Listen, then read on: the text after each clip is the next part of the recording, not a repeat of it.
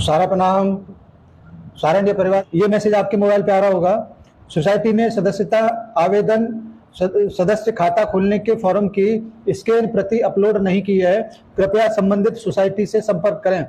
ये भाषा जो आपके मोबाइल पर आ रहा है उसको मैं हूबहू आपके सामने रखने जा रहा हूं, तो थोड़ा सा ध्यान दें। रुपए 5 लाख से अधिक के कुल दावों पर कार्रवाई करना, जमाकर्ताओं के उन वर्षों से संबंधित अतिरिक्त दस्तावेज अपलोड करने की आवश्यकता है जिसमें जमा किया गया था, जैसे आयकर रिटर्न, धन की निकासी दिखाने वाले बैंक विवरण, जमा की वैधता स्थापित करने के लिए दस्तावेज। इस तरीके का मैसेज होगा। तीसरा, आधार का पूरा नाम सोसाइटी द्वारा उपलब्ध कराए गए डेटाबेस से मेल नहीं खाता। चौथा, दावेदार जमाकर्ता का विवरण सोसाइटी डेटाबेस में नहीं है या सोसाइटी का सदस्य नहीं है। ये पांचवा, जमाकर्ता ने अपनी जमा राशि का प्रमाण प्रस्तुत नहीं किया है या अमान्य प्रमाण है या अस्पष्ट प्रमाण है प्रस्तुत किया है। और छठवां आ गया, दावेदार जमाकर्ता का विवरण सोसाइटी डेटाबेस में नहीं है या सदस्य नहीं है, जमाकर्ता द्वारा समिति में एक से अधिक सदस्यता ली गई है, अतः केवल प्रथम सदस्यता से ही दावे संसाधित किए जाएंगे। ये कुछ चुनिंदा डिफिशियंसी के मैटर आपके सामने मैंने पढ़े हैं और मुझे उम्मीद है कि आपके जमाकर्ता के बीच में या आपके पास में ऐसे ही कुछ डिफिशियंसी के मैसेज पहुंच रहे होंगे। इसका मैं कुछ सवालों का जवाब देना चाहूंगा और कुछ सवाल अभी मुझे प्राप्त नहीं हुए हैं जवाब, उसके लिए मैं थोड़ा इंतजार करूंगा, उसके बाद में आपके समझ से इन सारी चीजों को लेकर पहुंचेंगे। जैसे सोसाइटी ने सदस्यता आवेदन सदस्य संख्या खोलने के फॉर्म की स्कैन प्रति अपलोड नहीं की है, कृपया संबंधित सोसाइटी से संपर्क करें। ये जमाकर्ता जिन्होंने अकाउंट ओपनिंग किया था वो भुगतान न होने की वजह से तमाम ब्रांचेस बंद हो गई, ब्रांचों पर उन लोगों का पूरा रिकॉर्ड मुख्यालय नहीं पहुंच पाया, तो ये स्कैन नहीं हो पाया। इसकी व्यवस्था हो रहा है और मुख्यालय तक बहुत सारे लोगों का फॉर्म पहुंच भी चुका है और कुछ अभी प्रोसेस में है और वहां पर स्कैनिंग का काम कर रहा है। ये डिफिशियंसी बहुत जल्दी आपको खत्म हो जाएगी। दूसरा, आधार का पूरा नाम सोसाइटी द्वारा उपलब्ध कराए गए डेटाबेस से मेल नहीं खाता। इसका जवाब यह है कि आपने शुरुआती दौर में voter ID card, driving licence, passport, bank passbook का फोटोकॉपी, तमाम सारी चीजों के हिसाब से ही वो अकाउंट खुलवाए थे। आधार तो बहुत बाद में आया था। इस मामले को लेकर सोसाइटी की सीआरसी के मध्य में वार्ता चल रहा है और इस पे जैसे ही सहमति बनेगी ये डिफिशियंसी भी खत्म हो जाएगी। दावेदार जमाकर्ता का विवरण सोसाइटी डेटाबेस में नहीं है या सोसाइटी का सदस्य नहीं है। इसमें ऐसा हो सकता है कि 31 मार्च 2023 तक जो डाटा वहां पर दिया गया है और आपने बहुत सारे अकाउंट के साथ में ऐसे अकाउंट भी दे दिए होंगे जो 31 मार्च के बाद की मैच्योरिटी के होंगे। इस वजह से वो डेटाबेस में वहां पर नहीं होगा। इसके लिए इसकी प्रॉब्लम के समाधान के लिए बहुत जल्दी एक प्रोसेस उसमें शुरू होने वाला है जो 31 मार्च के बाद की मैच्योरिटी हो गई है जिनकी, वो भी डिमांड में आने वाले हैं। हो सकता है कि 15 नवंबर से पहले आपको उसमें एक विकल्प और खुला मिले जिसमें आप 31 मार्च के बाद का प्रोसेस कर पाए, ये उसमें हो सकता है। जमाकर्ता ने अपनी जमा राशि का प्रथम प्रमाण प्रस्तुत नहीं किया या अमान्य प्रमाण दिया या अस्पष्ट प्रमाण प्रस्तुत किया है, ये भी आपके पास एक मैसेज के रूप में पहुंच रहा होगा।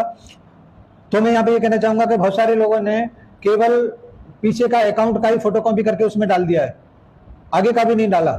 और कुछ लोगों ने पीछे जो अमाउंट टोटल जाना चाहिए था उसके ऊपर ब्रांच से प्रमाणित किया हुआ सिग्नेचर किया हुआ अगर डालेंगे तो शायद वो भी नहीं किया है। इसकी वजह से उसमें स्पष्ट तरीके से आपका प्रमाण वहां पर नहीं दिखाई दे रहा है। तो इसके लिए भी 15 नवंबर से पहले आपको करेक्शन का एक ऑप्शन वर्तमान पोर्टल में दिखाई देगा, तो वहां पर आप उस पासबुक का जो भी एंट्री है उसको करा के उसको भी अपलोड कराएंगे तो ये आपकी डिफिशियंसी भी खत्म हो जाएगी। दावेदार जमाकर्ता का विवरण सोसाइटी डेटाबेस में नहीं है या सदस्य नहीं है, जमाकर्ता द्वारा समिति में एक से अधिक सदस्यता ली गई, अतः केवल प्रथम सदस्यता से ही दावे संसाधित किए जाएंगे। एक मैसेज ये भी आ रहा होगा। यहाँ पर देखने का समझने का ये है कि दावेदार का जमाकर्ता का विवरण सोसाइटी डेटाबेस में नहीं है, जबकि नीचे दिया गया है केवल एक सदस्यता से ही दावे संसाधित किए जाएंगे। इसका मतलब ये हुआ कि 2 मेंबरशिप वहां पर हैं, इसके बारे में भी सीआरसी से सोसाइटी की बात चल रहा है। एक मेंबरशिप को खत्म करा के दूसरे मेंबरशिप में मर्ज करा के ये प्रॉब्लम भी आपका खत्म हो जाएगा, इसके ऊपर भी कार्रवाई चालू है। और सबसे मेन जो रह गया है, जो 5 लाख से ऊपर वाला जो मामला है, जिसमें आपने देखा होगा कि विगत 10-15 सालों से जिन लोगों का 1.5 लाख रुपए का पेमेंट आया, उसमें 50,000 और मिला के 2 लाख की एफडी किया गया, फिर दोबारा से मेच्योरिटी उसमें आया, 2.5 लाख हो गया, 50,000 और मिलाया, फिर 3 लाख हो गया। इस तरीके से मिलाते गए और मेच्योरिटी नहीं हुई तो वो अमाउंट 5 लाख से ऊपर 10 लाख के लगभग भी पहुंचा होगा लोगों का।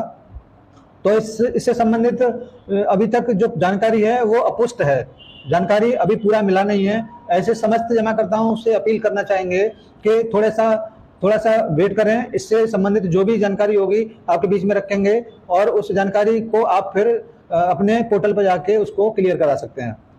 ये कुछ चीज़ें आपके बीच में मैंने रखा और मैं आप पे स्पष्ट कुछ चीज़ें करना चाहूँगा कि वर्तमान में जो भी सोसाइटी पोर्टल के माध्यम से पेमेंट की भुगतान की प्रक्रिया में चला जा रहा है वो कई स्टेप में होगा, ये सूचना मिला है। और वो कई स्टेप में ऐसे होगा कि पहले इन सारी चीज़ों से एक तरीके से फिल्टर करके 10-10 हज़ार रुपये वाले अमाउंट को निकाल के साइड में किया जा रहा है।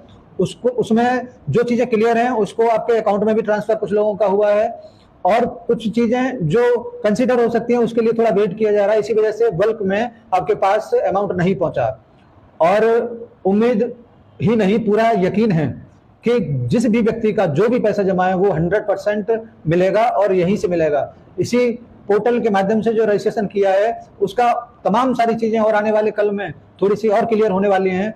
वो सब कुछ क्लियर होने के बाद आपको ये लगेगा कि जो कुछ भी हमने पिछले 10-12 साल से सोसाइटी के माध्यम से किया है, जैसे हमारे पड़ोस में रहने वाला कोई व्यक्ति डिपॉजिटर आया, उसने कुछ पैसा जमा कराया, जमा कराने के बाद में कहा कि मैं फोटो दे जाऊंगा बाद में, और फोटो देने का वादा करके वो चला गया और वो फिर आउट ऑफ स्टेट हो गया, वो पहुंचा नहीं, तो वो बिना फोटो के ही वो फॉर्म हमको भेजना पड़ा। वहां पे फोटो नहीं है, फोटो न होने की वजह से उन्होंने उसको डिफिशियंसी में रोक दिया। ठीक उसी तरीके से बहुत सारे कार्यकर्ता ऐसे भी रहे होंगे जो जिन्होंने एफडी किया या कुछ और स्कीम में फॉर्म जमा किया तो वो कहीं मिसिंग हो गया हो, तो काफी चीजें खुद ही की होंगी। तो ऐसी स्थिति में भी डिफिशियंसी का मामला बनता दिखाई दे रहा है। इसके अलावा जो आधार में मिसमैच की जो बात है, जिसमें सरनेम नहीं है या किसी में सरनेम है, वहां पर भी बहुत सारी डिफिशियंसी की बातचीत चालू है।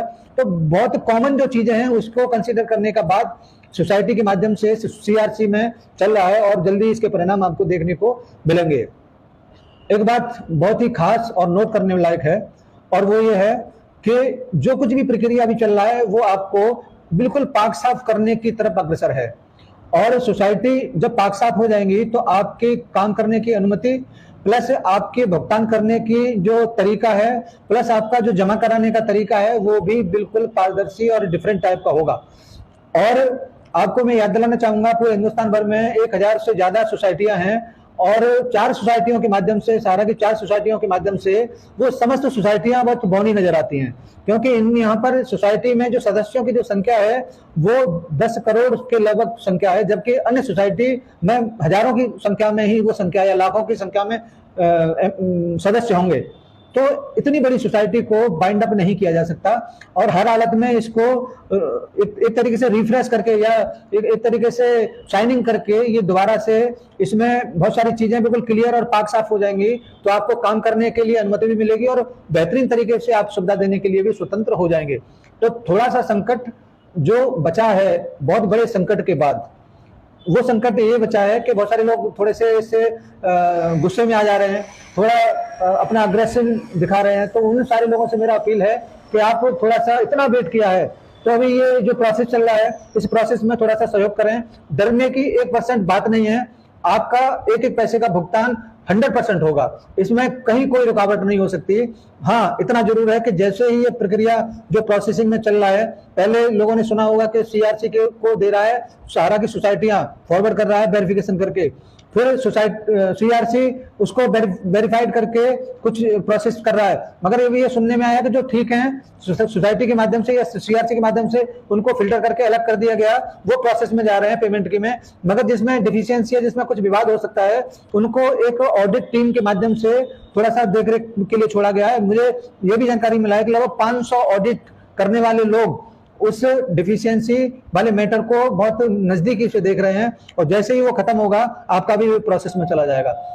किसी का आगे किसी का पीछे, ये प्रोसेस का तरीका अभी चल रहा है। कोई इसमें 45 दिन हो गया या 70 दिन हो गया, इस तरीके का कोई मामला दिखाई नहीं पड़ रहा है। जिसका ठीक है, अगर 45 दिन के बाद भी उसको ठीक लग रहा है तो उसका पेमेंट जल्दी आ रहा है। जिसमें कुछ कमियां हैं वो थोड़ा सा इंतजार की घड़ियों में जा रहा है।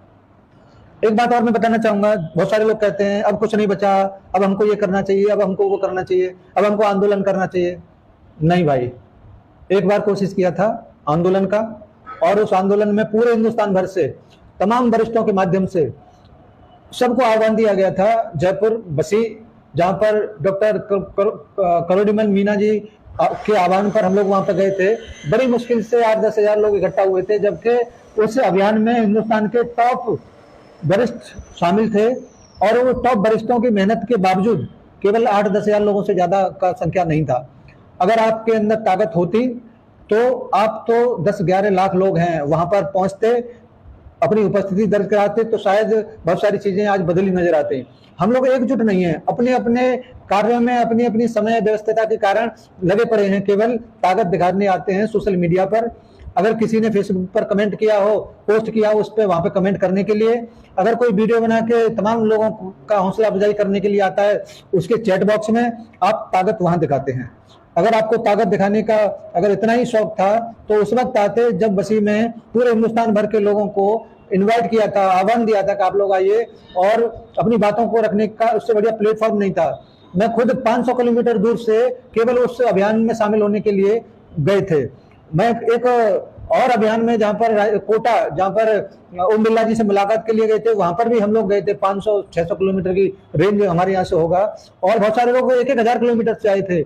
मगर अफसोस इस बात का था कि जयपुर में रहने वाला व्यक्ति भी उस कार्यक्रम में शामिल नहीं हो पाया, उसके पास वक्त नहीं था। मगर वो वक्त निकालता है फेसबुक पर, और जब भी कोई वीडियो हमारे जैसे लोगों का, हमारे तरीके से बात करने वाले लोगों का दिखता है, वहां पर ताकत दिखाता है कि मोदी जी के साथ ये कर दो, मोदी जी के साथ वो कर दो। नहीं भैया, आपको इसी सिस्टम में रहना है। इसी वजह से पूरा का पूरा प्रोसेस चल रहा है, पूरा मैनेजमेंट भी इसी वजह से इसको वॉच कर रहा है और वेटिंग की मुद्रा में है। जैसे ही वहां से क्लीन अप हमको मिलता है, आपका भुगतान आपके अकाउंट में पहुंचेगा। आपको मैंने कई बार पहले भी बताया कि 10,000 रुपए के माध्यम से आपका भुगतान होना है, और वो भुगतान होने के बाद आगे की क्या प्रक्रिया होगी, हो सकता है कि आपकी ब्रांचों से हो, सहारा के काउंटर से हो सकता है कि वहीं से हो। क्या प्रोसेस होगा वो आने वाले कल में मालूम पड़ेगा। इसीलिए किसी को पेन लेने की जरूरत नहीं है, किसी को टेंशन लेने की जरूरत नहीं है कि हमारा क्या होगा। पेमेंट 101% होगा, सुप्रीम कोर्ट की निगरानी में हो रहा है। ये भी तय है कि वो आपका जो भी प्रोसेस है उसको बिल्कुल फिल्टर करके, पारदर्शी करके सबके सामने लाएंगे। सीआरसी कोई भी ऐसा कदम नहीं उठा सकती जिसको सुप्रीम कोर्ट में जवाब देना हो, क्योंकि सेबी ही फंसा पड़ा है, क्योंकि सेबी को ही जवाब देना है। वो जो लोग कहते थे कि 10 साल हो गया कोई सहारा का जमा करता ही नहीं है, तो सेबी को जवाब ये देना है कि पोर्टल पर 2 करोड़ लोगों ने अभी तक रजिस्ट्रेशन करा दिया, वो कहां से आ गए। तो बहुत जवाब देने हैं, बहुत सारी बातें आपको आने वाले टाइम में देखने को मिलेगा, सुनने को मिलेगा। इसीलिए मेरा आपसे आग्रह है कि जो भी डिफिशियंसी वाले मामले हैं उनको थोड़ा वेट किया जाए, और जैसे ही कंपनी की तरफ से, सोसाइटी की तरफ से कुछ चीजें रास्ते दिखाई देते हैं, आपको जरूर अवगत कराया जाएगा। और मैं आपको बताना चाहूंगा कि शेयर वाले मामले में लगभग 1.5 महीने पहले मैंने ये सूचना दिया था कि आपकी ब्रांचों पर बाकायदा कोड नंबर के हिसाब से हमारे जमाकर्ताओं के शेयर जिनके नहीं है वो उपलब्ध है, लिस्ट पूरा उनके शेयर उपलब्ध करा के उसको अपलोड कर दो, तो शायद एक डिफिशियंसी नहीं आती। मगर उसको अनसुना कर दिया गया, और आज पोजीशन ये है कि बहुत सारे लोग उसी से सफर कर रहे हैं। तो मेरा सबसे आग्रह है कि आप जो कुछ भी हो रहा है, जो डिफिशियंसी के मामले आ रहे हैं, थोड़ा सा वेट करिए, इसके समाधान जरूर मिलेंगे, और समाधान मिलने के बाद आपके पास पूरा भुगतान निश्चित रूप से होगा। आज मुझे इतना ही कहना है, और आपसे अपील है कि आप अगर इस वीडियो को देखते हैं तो आपका ये नैतिक कर्तव्य बनता है कि कम से कम 10 लोगों के पास, 20 लोगों के पास जरूर भेजें, क्योंकि जिनके पास नहीं पहुंचता है वो किसी न किसी माध्यम से जरूर परेशानी में होंगे। मेरे बहुत सारे ऐसे कार्यकर्ता साथी भी हैं जो 500-500 लोगों के पास भेजते हैं। और एक बात स्पष्ट करना चाहूंगा कि मेरा ये पेशा नहीं है, मैं इसको केवल अपने कार्यकर्ताओं के लिए, जमाकर्ताओं के लिए बनाता हूं। अगर उनको तकलीफ से अगर मैं 1000 लोगों को भी इससे अगर दूर कर देता हूं तो मुझे बहुत संतुष्टि होती है। इसी वजह से मैं सारी चीजों को लेकर आता हूं। और आप लोग जब लाइव करते हैं ना तो मुझको पता चलता है कि आप कितने लोगों के पास तक ये पहुंच चुका है। तो प्लीज इन सारी चीजों को थोड़ा ध्यान रखें और ज्यादा से ज्यादा लोगों तक इसको पहुंचाएंगे तो मेरा इस कार्यक्रम को करने का जो उद्देश्य है वो पूरा होता है। अन्यथा आपसे मेरा कोई संबंध नहीं है, न कोई ब्लड रिलेशन है, केवल एक संबंध है, सहारा से जुड़े हुए आप हैं, चाहे वो किसी भी रूप में हो। तब मेरा ये नैतिक कर्तव्य बनता है कि आपके पास तक जो भी लेटेस्ट इंफॉर्मेशन होती है उसको मैं ले जाके आप तक पहुंचाऊं, जिससे कि आपके मन की जो भी प्रॉब्लम है वो खत्म हो। खत्म नहीं होगी तो थोड़ा बहुत तो कम होगा, ये कोशिश मेरा है। तो आप सभी साथियों को मैं एक बार पुनः आभार प्रकट करता हूं कि आपने बहुत सहयोग किया और इस यथार्थ को बहुत तेजी के साथ पूरे हिंदुस्तान भर में लेके सामने आ रहे हैं। तो एक बार पुनः सहयोग की अपेक्षा है। Thank you.